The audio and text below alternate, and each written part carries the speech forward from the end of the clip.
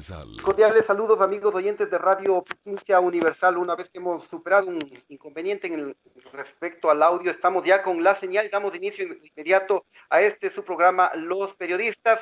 Y estos son nuestros titulares. La tasa de mortalidad por coronavirus se cuatriplica en el Oro en relación a las otras provincias y también en relación al índice nacional. Vamos a analizar las razones de este inconveniente.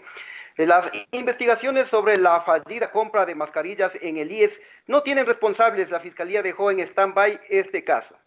Más denuncias ciudadanas sobre abusos de la banca respecto al refinanciamiento de créditos por la crisis sanitaria. Y también el contralor subrogante Pablo Celi continúa en el cargo de manera ilegal, según advierten analistas. Estos y otros temas los estaremos ampliando en el presente programa. Bienvenidos, gracias por su atención. Titulares en Los Periodistas.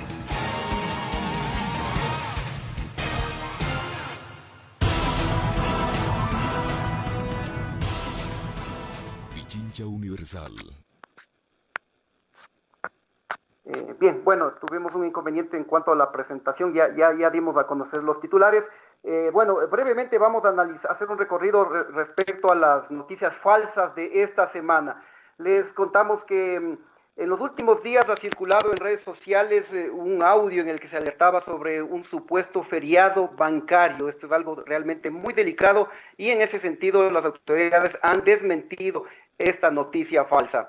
Por otro lado, les contamos que se informó que había internos en el Centro de Rehabilitación Social de la provincia de Chimborazo con la prueba de coronavirus positivo. Esto también fue desmentido por las autoridades. En otra fake news también que ha circulado en las últimas horas, la ministra de Educación se decía que acababa de firmar un contrato nada más y nada menos por $200 millones para el desayuno escolar, cuando los establecimientos educativos están cerrados por la crisis sanitaria. Esto también fue desmentido por el Ministerio de Salud. Y finalmente, en la provincia de Manabí, supuestamente se estaba obligando a los policías asignados por la crisis sanitaria a esa provincia a que firmen un acta para que ellos se hagan cargo de pagarse sus propios alimentos y también su vivienda y otros gastos. Esto fue desmentido por la Policía Nacional. Hasta aquí brevemente hemos analizado las fake news de esta semana y, como siempre, la recomendación: no creer en estas noticias falsas, siempre informarse por los canales oficiales de información. A continuación, el reporte periodístico del momento.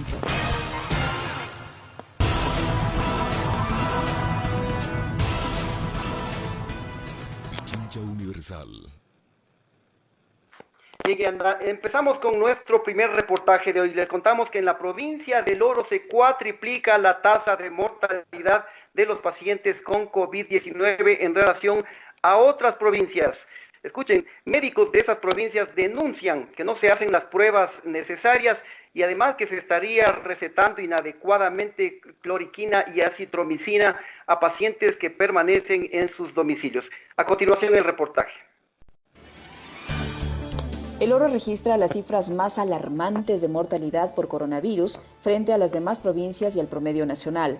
De acuerdo con los datos oficiales, hasta este jueves se reportaron 266 personas contagiadas, de las cuales fallecieron 56, lo que representa una tasa de mortalidad del 21.8%.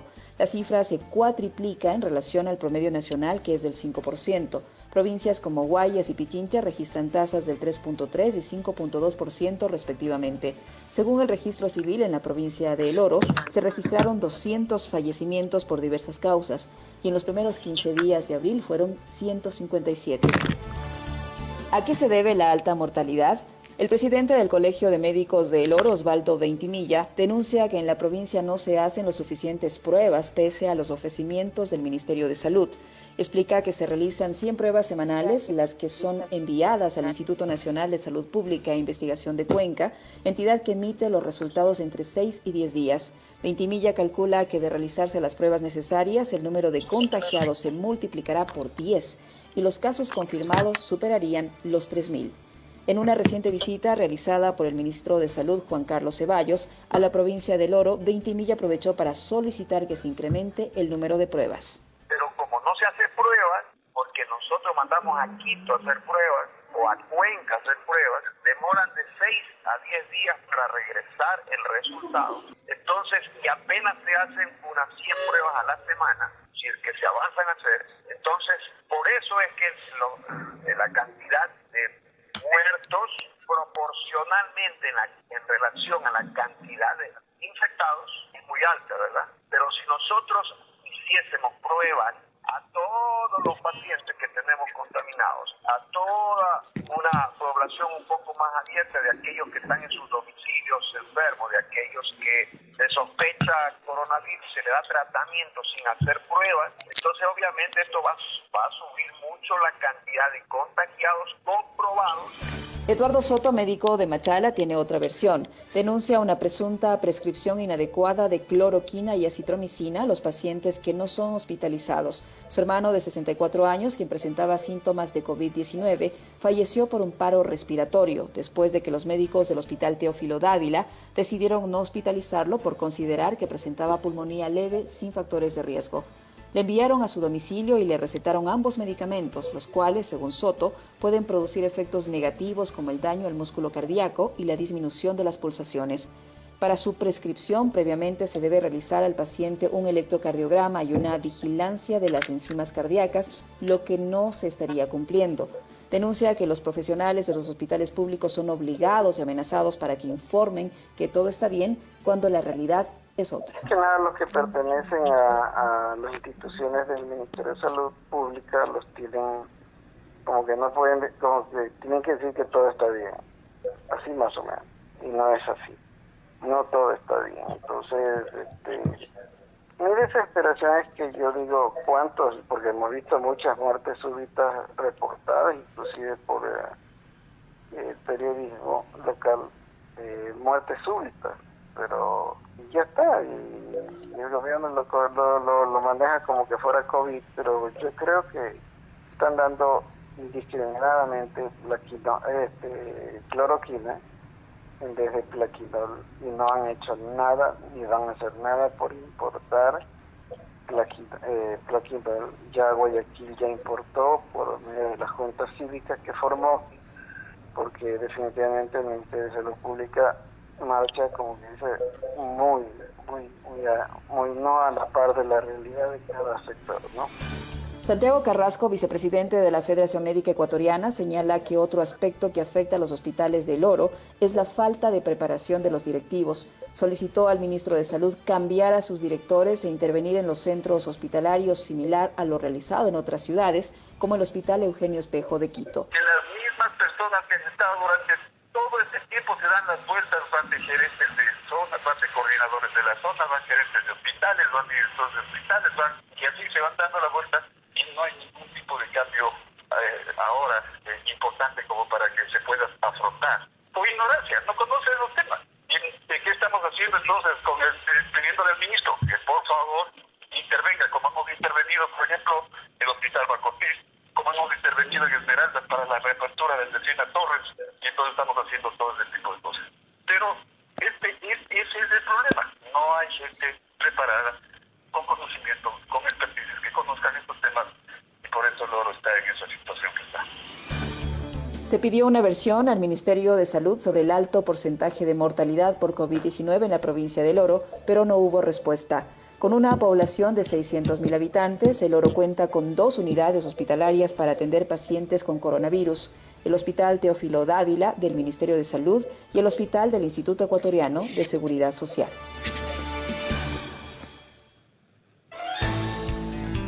La entrevista de los periodistas.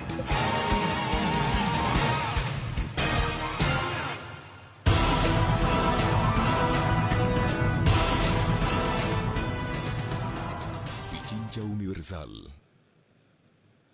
Bien, y a esta hora quiero saludar al doctor Osvaldo Beitimilla. Él es presidente del Colegio de Médicos de la provincia del Oro, para conocer con más detalles cuál es la situación respecto al COVID en esa provincia de la costa ecuatoriana.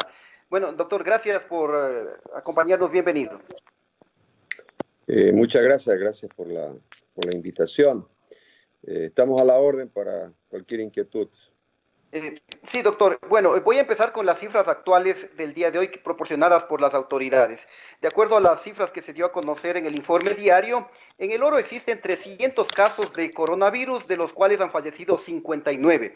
Esto representa una tasa de mortalidad del 20%, es decir, se cuatriplica en relación a la tasa nacional, que es del 5%, y también provincias como Pichincha, ahí hay 5% y en Guayas 3.2%. Usted algo había anticipado en el reportaje también, que esto se debía a que en la provincia del Oro no se están haciendo las suficientes pruebas para determinar el coronavirus.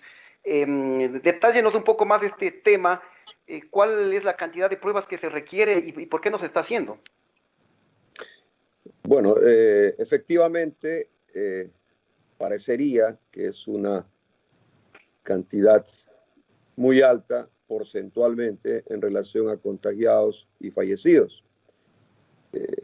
Esos son números, estadísticas, que son importantes obviamente para manejar muchas situaciones en medicina. Sin embargo, en el Oro el problema radica en que no se están haciendo las suficientes pruebas, ni rápidas, ni PCR, como para detectar cuántos mismo hay contagiados en nuestra provincia. Imagínense usted una provincia de más o menos 500,000 habitantes, que además están viniendo pacientes de otras provincias. Es muy poco la cantidad de contagiados, por lo tanto, hemos solicitado al señor ministro ya por varias ocasiones, al COE, a las autoridades correspondientes, que deben hacerse muchas más pruebas, porque además ustedes saben que la provincia del Oro no tiene el equipo PCR para poder hacer exámenes aquí en Machala, aquí en el Oro, sino que todos tienen que trasladarse a la ciudad de Cuenca o a la ciudad de Quito, y eso demora aproximadamente en regresar 10 días, y son muy pocas las pruebas que dan. Y además recuerde que las estadísticas están dadas por las que maneja el Ministerio de Salud Pública, pero hay muchos pacientes particulares también que se hacen y que no reportan esos contagios o no reportan esos pacientes que también tienen coronavirus, pero que se manejan particularmente y no van a los hospitales. Así que esa es una de las causas. Yo considero que aquí estamos creo que más o menos por la misma estadística de las otras provincias, de los otros cantones, pero mire que Guayaquil empezó a hacer exámenes, empezó a hacer ya pruebas PCR, porque ya tienen el equipo, y entonces como aumentó ya la cantidad de pacientes contagiados. No es que han aumentado los pacientes, sino que con los exámenes que se han realizado ya se ha comprobado que tales pacientes que estaban enfermos efectivamente era coronavirus. Imagínense que tampoco todos los pacientes que han fallecido, tampoco todos son coronavirus, porque no a todos se les ha podido hacer los exámenes. Por lo tanto, de ese número de pacientes también habrá muchos que han muerto por muertes de otras causas, no necesariamente coronavirus. Entonces, son estadísticas un poquito no tan reales. Sí, justamente lo que llama mucho la atención es que una provincia con 500,000 habitantes tenga más víctimas mortales, por ejemplo, que Pichincha, que tiene 5 veces más población. Entonces, insistimos, en el Oro hay 300 víctimas, no, hay 59 víctimas de un total de 300 que han resultado positivo, contagiados, así es. Si es que se hacen las pruebas si se aumenta el número de pruebas, ¿usted cuál es el cálculo que hace en términos médicos? ¿Cuántas personas en realidad en la provincia del Oro tendrían coronavirus en este momento y no 300? Unas 1.500 personas. Generalmente se multiplica por 4 o por 5 la cantidad de contagiados reales con exámenes, se les multiplica 4 por 5. Repito, aquí una es la falta de equipo para hacer, y la otra es que hay muchos pacientes que tampoco se hacen porque se recuperan en sus domicilios con síntomas leves, y usted sabe que esta enfermedad también muchos son asintomáticos y que inclusive no han necesitado hacerse ningún examen. Pero, sin embargo, desde el punto de vista de investigación médica, lo ideal es hacer exámenes a toda o a la mayor parte de la población, inclusive para poder hacer una especie de cercos epidemiológicos. Eso es importantísimo. No solamente para datos estadísticos, sino para hacer cercos epidemiológicos, porque usted sabe que hay los pacientes asintomáticos, pero sin embargo contagian a otras personas. Entonces, hasta por eso es importante repito, no solamente por un tema de estadístico, sino de investigación y sobre todo de protección de la comunidad. Debe hacerse exámenes mucho a una población más amplia para poder hacer cercos epidemiológicos donde más contagios hay, donde más pacientes presenten el coronavirus.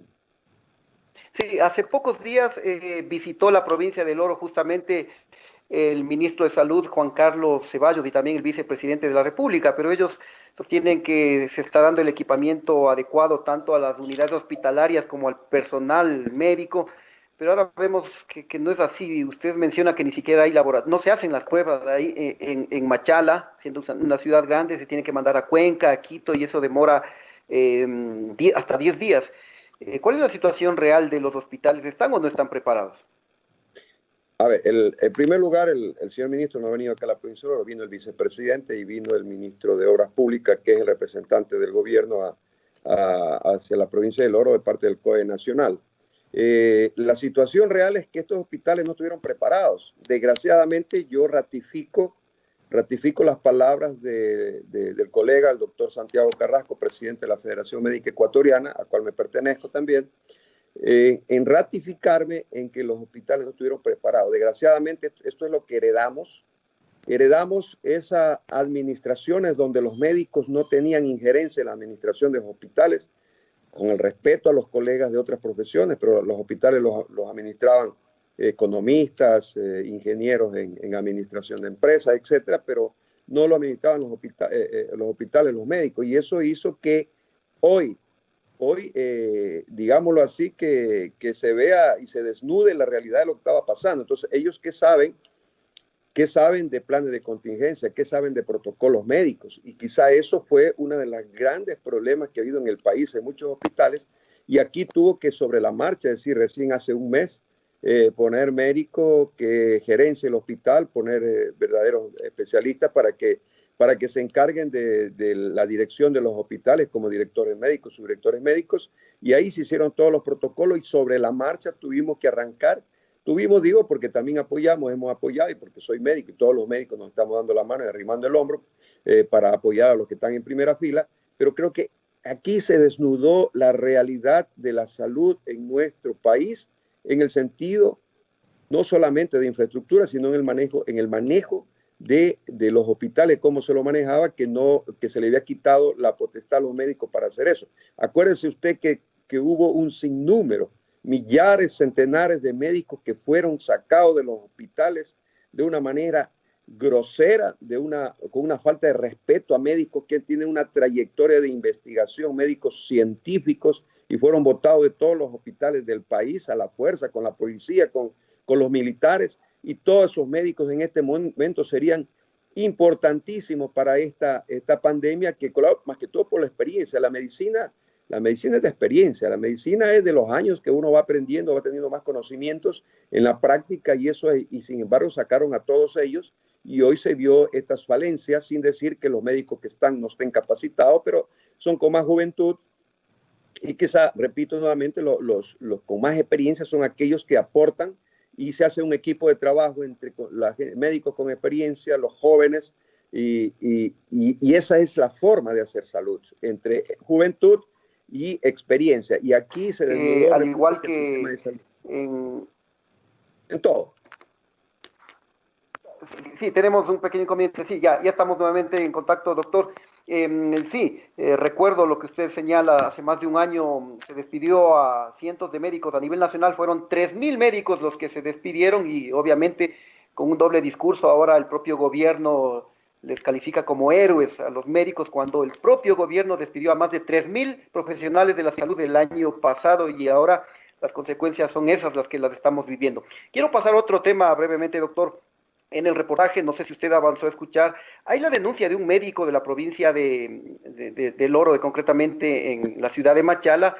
El hermano de un médico falleció por paro cardíaco, y él sostiene que fue porque le recetaron cloroquina y acitromicina, que esto sin que se hagan exámenes previos a los pacientes, electrocardiograma, etcétera, puede tener un efecto secundario. Recientemente la CNN informó hace pocas horas que un estudio determinó que estos medicamentos no tienen beneficio para el coronavirus y que por el contrario la tasa de mortalidad aumenta en los pacientes.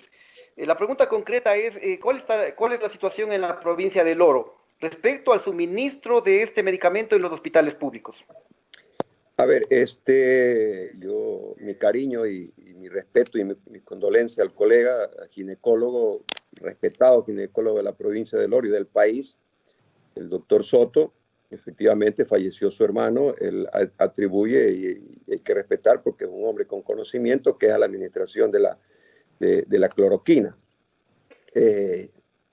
Claro, es decir, para decir exactamente qué es eso habría que hacerse autopsia, estudios, etcétera, etcétera, pero hemos visto también que el coronavirus tiene muchas variantes de afectación en los pacientes. Entonces, anteriormente se decía que la causa de fallecimiento de los pacientes o por qué se agravaban por una infección, una neumonía bacteriana severa en los pacientes, y eso hacía de que el paciente moría.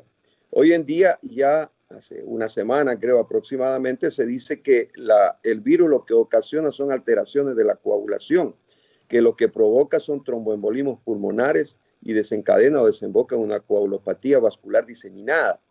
Es decir, una alteración de la coagulación en el organismo. Entonces, y esto provoca muerte súbita. Entonces, no sabemos, desgraciadamente, son protocolos que se han seguido de la Organización Mundial de la Salud. Acuérdense que ahora inclusive se critica lo que la Organización Mundial de la Salud ha dicho, y mucho se dice que inclusive los tratamientos que ellos estaban aplicando no son los adecuados y que ahora hay mucha teoría en Italia han hecho 70 autopsias en cadáveres fallecidos de coronavirus. Los médicos se arriesgaron a hacer estas autopsias y ahí encontraron que existía verdaderos trombos, verdaderos coágulos en el pulmón y por lo tanto consideran de que esa es la causa de muerte súbita en los pacientes actualmente. Por eso el tratamiento actual es ya menos hidroxicloroquina, menos acitromicina y más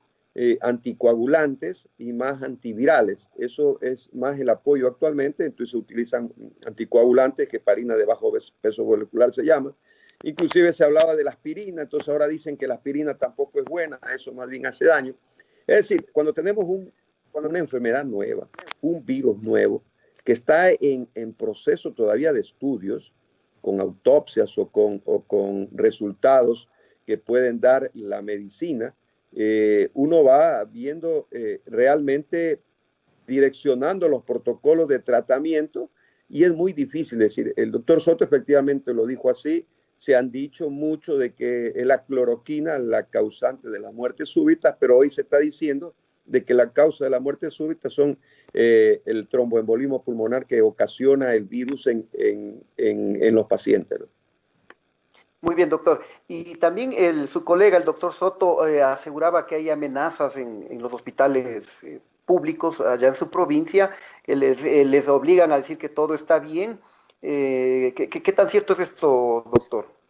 A ver, yo creo que no es amenaza. Lo que pasa es que nuestra idiosincrasia, y lo voy a decir públicamente, nuestra idiosincrasia hace que a veces seamos, como quien dice, le sobemos el hombro a los superiores, entonces no le digamos totalmente la verdad. Yo creo que por ahí van los tiros a más que la amenaza, porque yo creo que en salud, ocultar las cosas nos puede llevar o nos lleva al fracaso. En salud hay que decirle las cosas de frente, es decir, a ver, ¿qué pasa en la provincia del Oro? No hay para hacer exámenes COVID lo suficientes, apenas se hacen 100, 120 a la semana. Se envían a hacer a otro lado, no hay aquí. Tengo entendido que dentro de pocos días va a haber ya en el Seguro Social, faltaba el biólogo molecular, me parece. ¿Qué falta? Equipos de protección. No hay equipos de protección lo suficientes. No le dijeron eso al señor vicepresidente de la República. El señor vicepresidente transmitió eso al periodismo. Entonces, ¿por qué no hay equipos de protección? Varias las razones. Uno, porque el Estado no provisiona. Dos, porque en el mercado tampoco hay. Tres, porque hoy están falsificando mucho todos los equipos y a veces esa falsificación hace más daño que bien. Entonces, son múltiples factores que es lo que están ocasionando, pero repito, a veces también creo que caemos en ese de tratar de quedar bien con nuestros superiores y no decir la verdad. Yo por ahí voy más bien en muchos casos y creo que eso yo sí solicito a los médicos, por favor, digan la verdad de lo que está pasando en cada una de las hospitales, de las unidades, y solo así creo que se puede ir ayudando, solo así se puede, yo no creo que un ministro se enoje porque le diga la verdad, más aún, y lo digo públicamente, el señor ministro de Salud actual, me parece un médico, un científico que está rescatando lo que debe ser el médico, la actitud del médico, está rescatando un Ministerio de Salud Pública, por eso nosotros lo estamos ayudando. Acuérdense que antes ministro, creo que fue una vez alguna poeta, algo así, fue el ministro de Salud, no recuerdo exactamente, me puedo equivocar, y nosotros estamos dispuestos a ayudar, pero creo que los médicos, los directores médicos, los gerentes, los directores hospitalarios, los zonales, directores zonales, porque desgraciadamente nuestra provincia pertenece a la zona 7, donde un mismo director zonal maneja 3 provincias, Zamora, Loja y El Oro.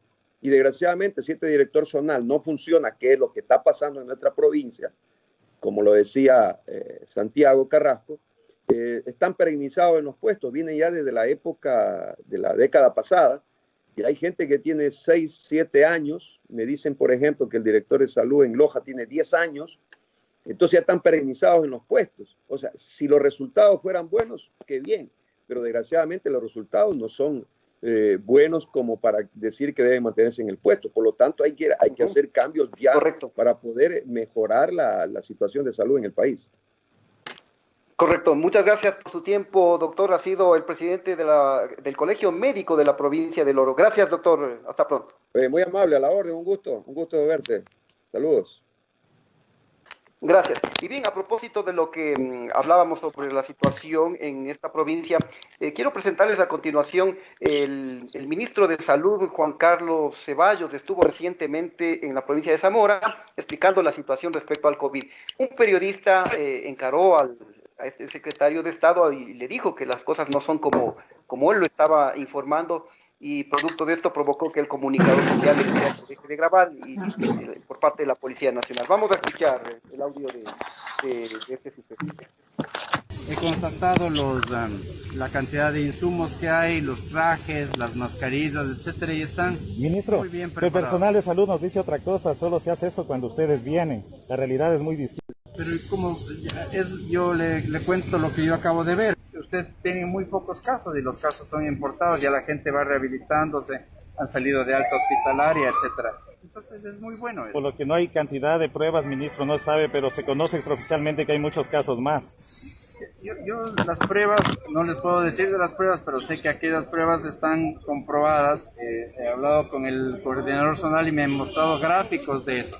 Creo que ustedes tienen además una ventaja grande. Una ventaja grande es la que ustedes tienen la capacidad de hacer las pruebas aquí mismo. No hay laboratorio, ministro, acá en Zamora. En Loja recién se habilitó uno. Me están diciendo... Ministro, es que lo engañan, ministro. Hay autoridades que van más de 13 años y la situación no cambia. Vale que pida un informe y evalúe a las autoridades de Zamora Chinchipe.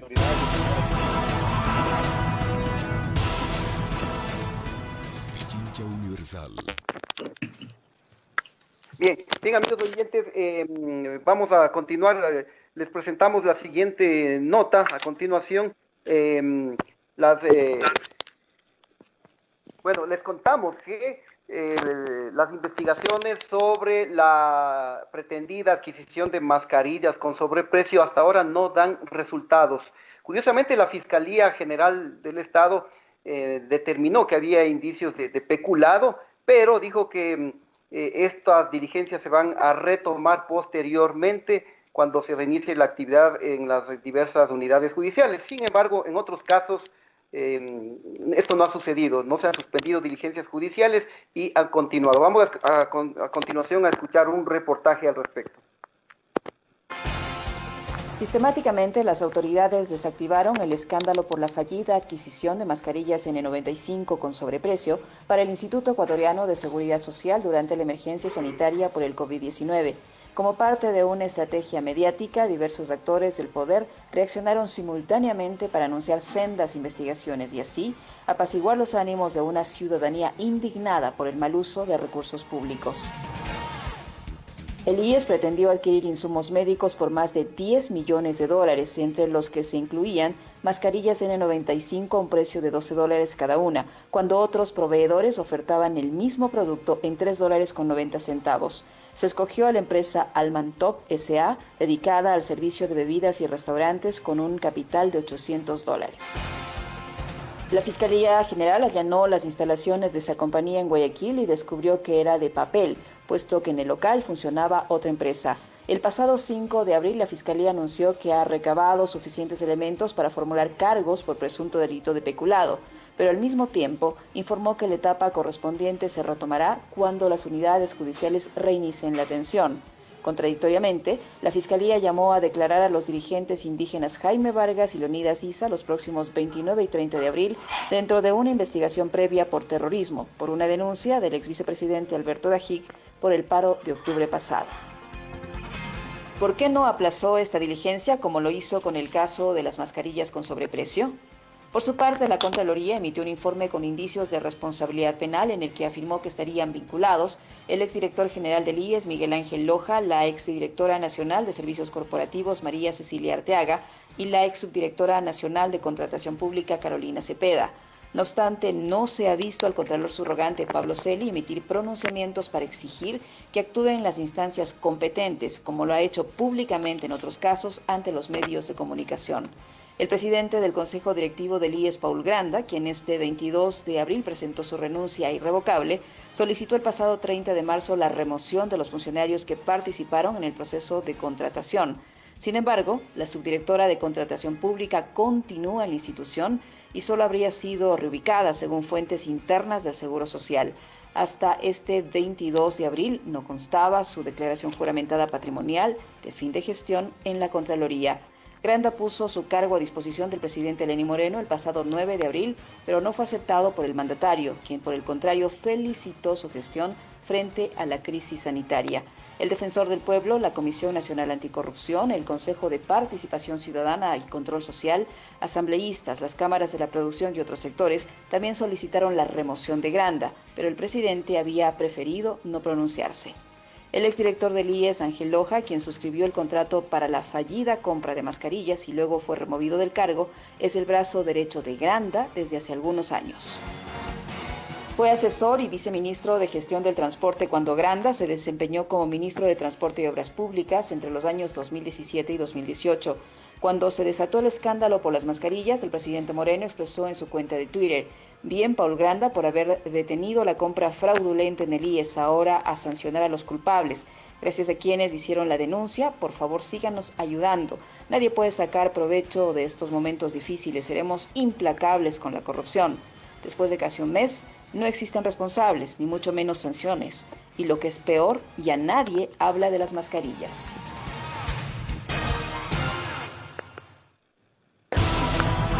Ya nadie habla de sobreprecios,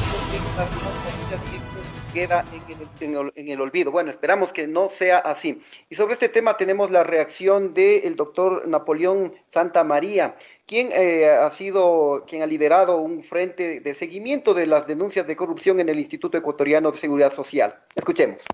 Ni siquiera pedir la renuncia, debió haber sido destituido el señor Granda y todos sus adláteres.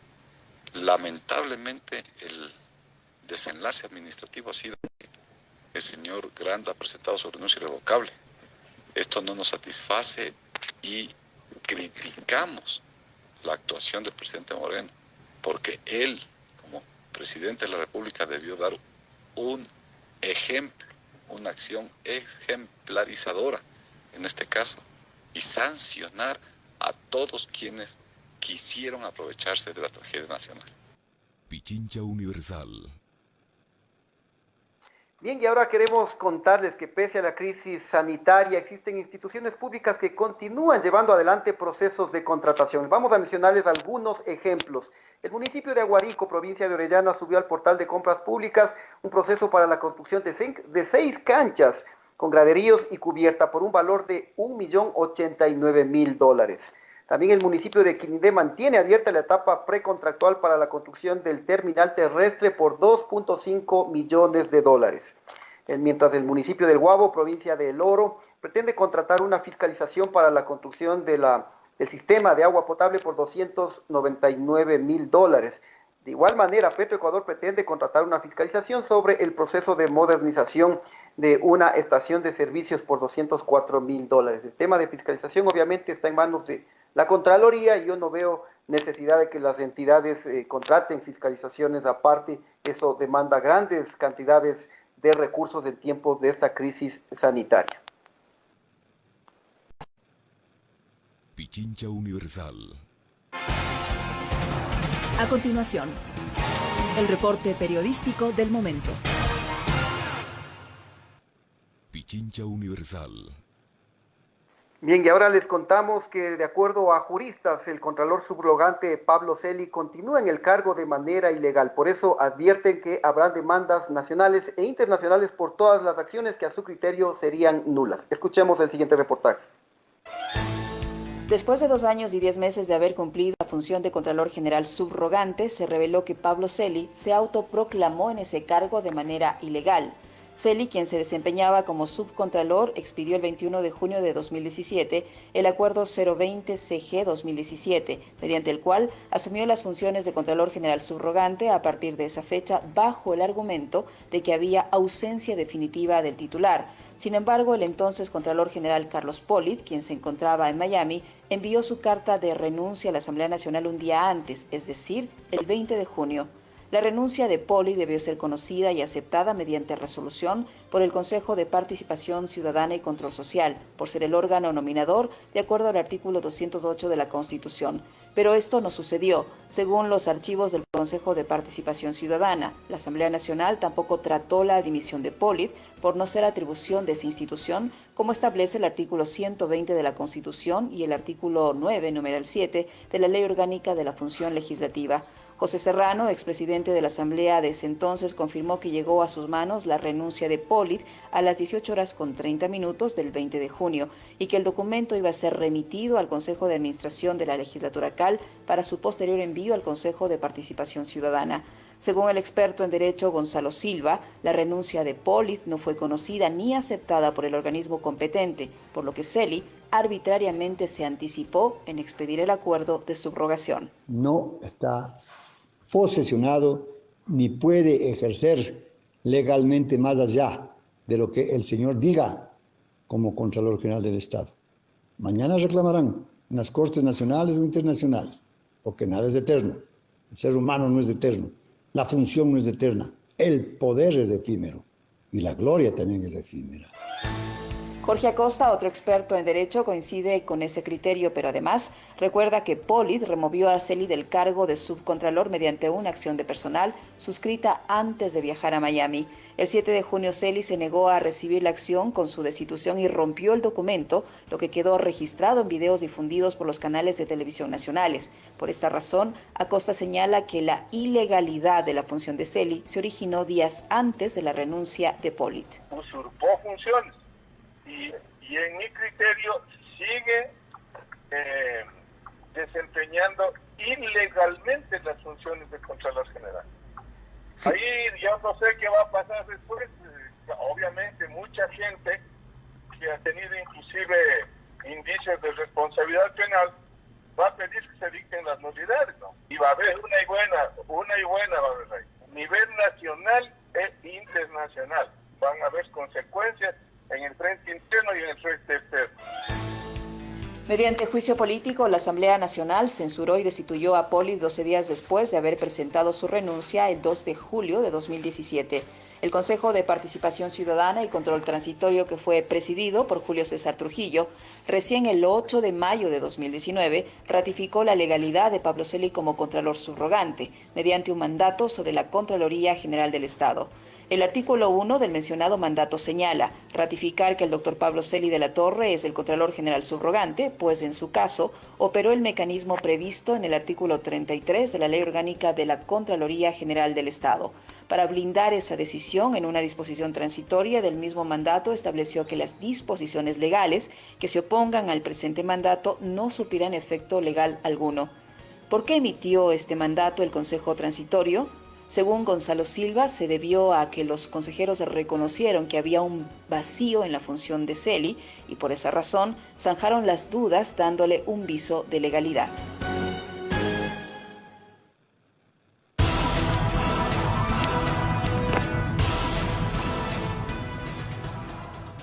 Pichincha Universal. Bien, para finalizar, quiero contarles que aumentan las denuncias de clientes de bancos quienes aseguran que no se está cumpliendo los 60 días que anunció la Asociación de Bancos Privados del Ecuador para que haya un periodo de gracia justamente por la crisis sanitaria. También está habiendo abusos respecto a la reprogramación de los créditos con respecto a los intereses. Brevemente voy a leer dos casos concretos que tenemos aquí. Nuestra colega periodista Teresa Méndez, ella dice en su cuenta de Twitter: señores Diners Club, bien que se unan a campañas de donación para enfrentar la emergencia del COVID, pero a costa de cobrar intereses por mora a sus clientes. Y aquí publica el detalle de un estado de cuenta. Miren, en esta entidad bancaria se cobra por gestión de cobranza $5.94, intereses de mora $2.12, IVA 71 centavos en total, $8.77 debitado por el tema de la mora. También Sofía Montoya, colega periodista, también dice, señala en su cuenta de Twitter, los bancos se hacen los generosos donando migajas, porque en relación a sus ganancias acumuladas por años, solo del año pasado, $10 millones. Ellos siguen cobrando, hacen fiesta cobrando intereses de mora y gestión de cobranza.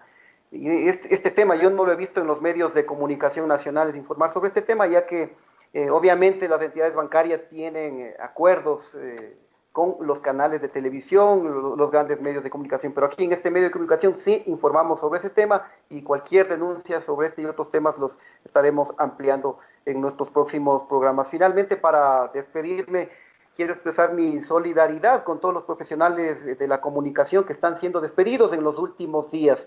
En Diario El Universo fueron despedidos el día de ayer 140 personas, mientras que en Canal 1 fueron despedidos 12 periodistas y camarógrafos. Algo realmente muy lamentable. Todos entendemos la situación económica por la crisis sanitaria, pero en todo caso aspiramos a que se pague las indemnizaciones de acuerdo a la ley y que no se irrespete los derechos de estas personas. Bien, amigos oyentes, aquí llegamos a la parte final. Muchas gracias por su atención. Agradezco, como siempre, la colaboración de Pablo Mayorga en los controles, Cristian Maila en la transmisión de Facebook Live y también en la producción Javier Bisuete. Muchas gracias por su atención y les espero el próximo jueves a las 15 horas. Gracias, hasta pronto.